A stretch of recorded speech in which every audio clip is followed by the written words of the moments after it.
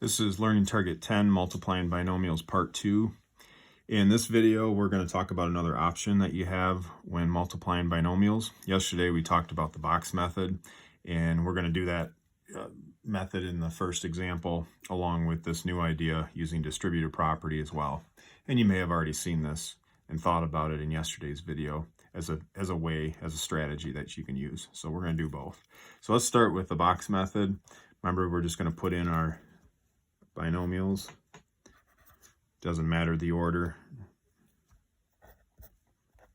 Make sure you pay attention to that negative term right there as we put that in there. Just a touch.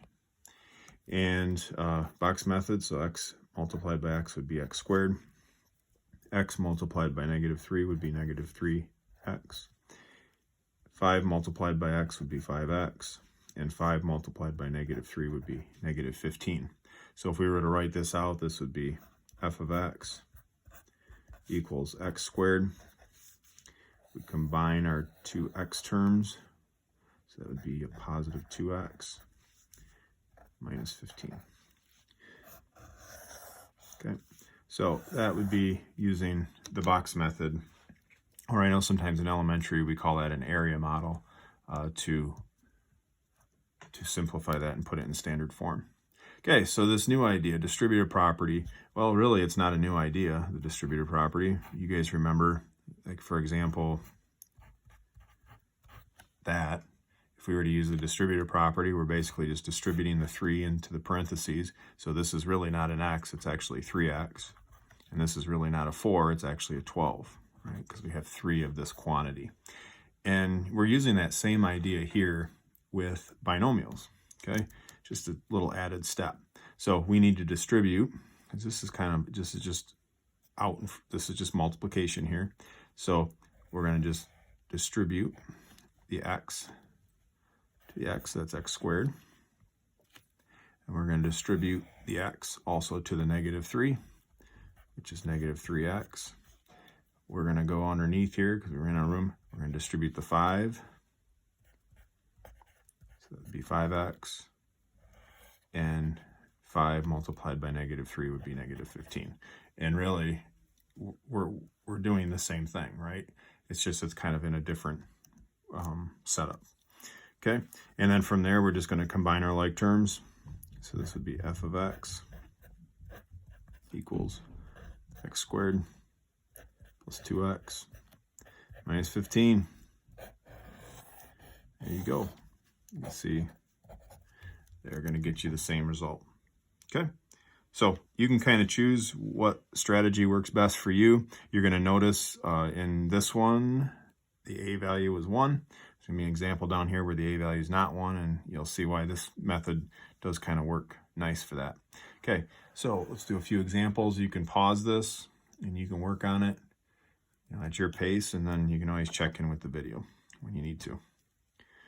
All right, so first one here, distribute our x. So this would be x squared plus 2x. Distribute our 5.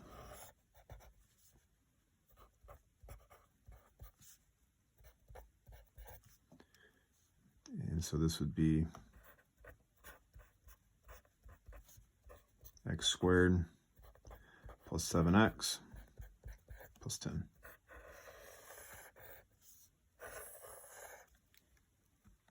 Okay, next example, distribute our x. So this would be x squared minus 3x. Distribute our -5. This would be -5x and positive 15, right? Negative multiplied by a negative. So this would be x equals x squared.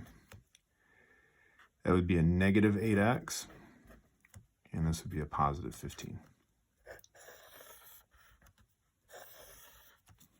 Okay, now on to an example where our a value is not going to be 1.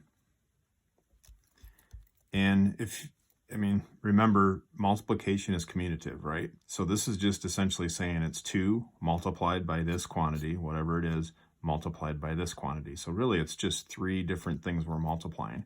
And we can change this in any order we want. So one way that you can think about it, and if you wanted to distribute the 2 first, you can try it and it's going to work out the same.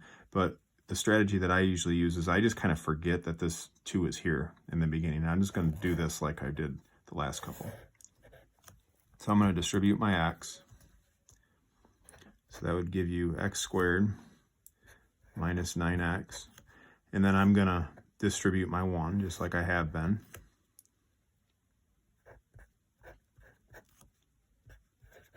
Okay, and just in the back of my mind, I know this is there, and eventually I'm going to have to use it. Okay, and then when I simplify here, this would be negative 8x minus 9. Okay, so I'm to that point where this is simplified, other than the fact that I still need to multiply by 2. So I'm just basically going to double everything. So if this was a 3, then we would triple everything. If it was a negative 10, we would multiply everything by negative 10. So we just got to remember at the end, we have to still distribute that 2 to this. So this would be f of x equals 2x squared minus 16x minus 18. And then we're done. Okay. And like I said, if you want to try it and distribute the 2 to this and then multiply by that'll work out the same way. Okay. All right. Last one. Distribute the x.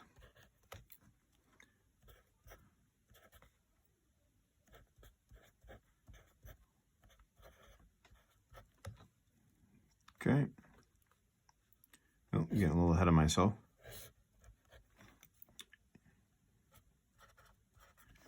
And combine like terms.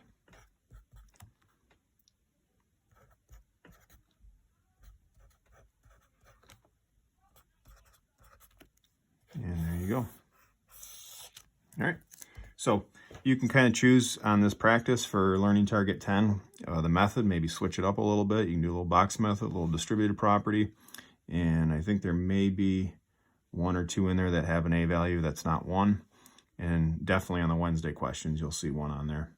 So go ahead and give those practices a try. Thanks, guys.